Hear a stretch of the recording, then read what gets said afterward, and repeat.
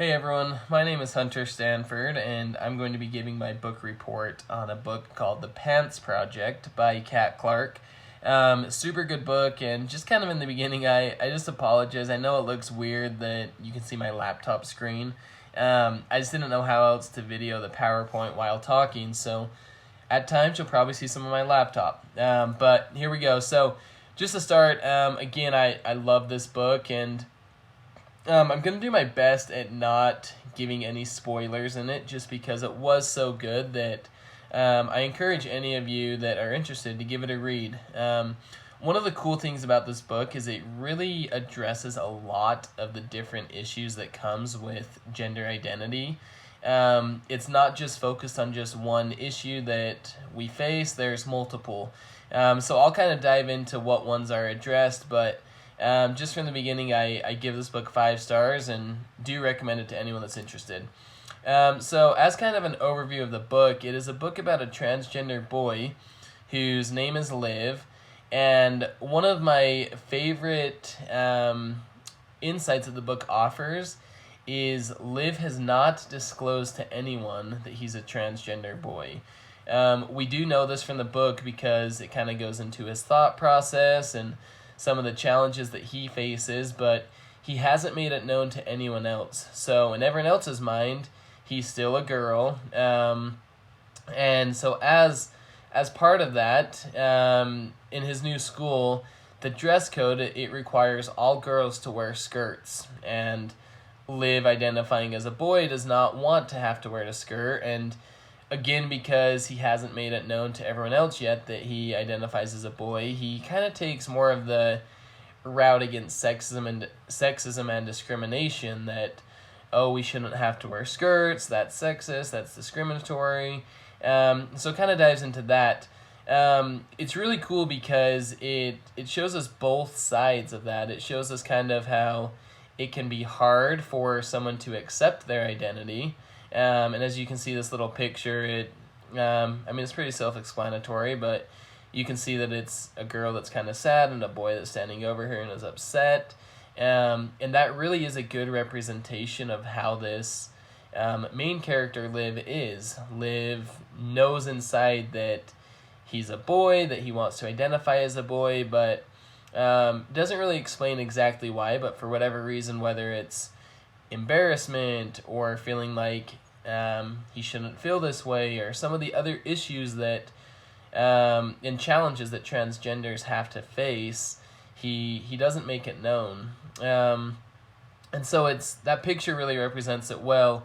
Another key part of the book is that as Liv makes this attempt to petition the fact that he has to wear a skirt, Liv faces a lot of backlash. A lot of the other students will bully him and make rumors about him and make his life a lot harder. And as sad as it is in the book, it offers a great insight as to how whenever we're fighting something when it comes to gender, there may be backlash, but that doesn't mean that it's not worth it and that it's not the right thing to do.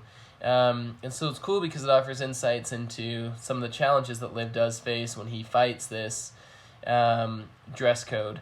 Another one of the key topics that is addressed is Liv has 2 moms. So another cool part of it is that it preaches about lesbian tolerance. And so again, without offering any spoilers, it's really cool how there's so many key points of gender that are addressed in this. Some of my thoughts about the book was I did love how it still talked about how even outside of accepting identity, that sexism still is a part of dress codes. Discrimination is still a part of dress codes. You don't have to be a boy to not want to wear a skirt.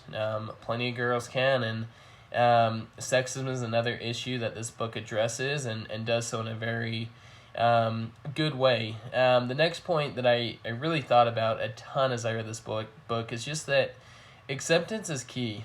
Everyone in this world wants to feel accepted, and it's our job to help everyone feel accepted, even if their gender maybe is different from what we think is normal. Number one, that's flawed thinking. But even if that is the case, we should always accept people. And then the other thing that it really talks about a lot and helps me to think about is just the challenges that really do go into gender identity. It's a lot more than I'll ever know, no matter how much I read about it, because my whole life I have identified as a straight man. I haven't ever had to go against what is considered the normal.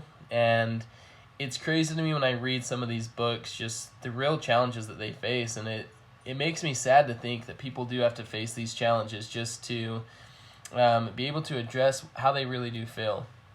Just in conclusion, again, I really do recommend this book to anyone. It is a great book and offers a lot of good insights. And the big number one takeaway of everything that this book really does hit on is just how crucial gender really is. It can be hard for people to accept.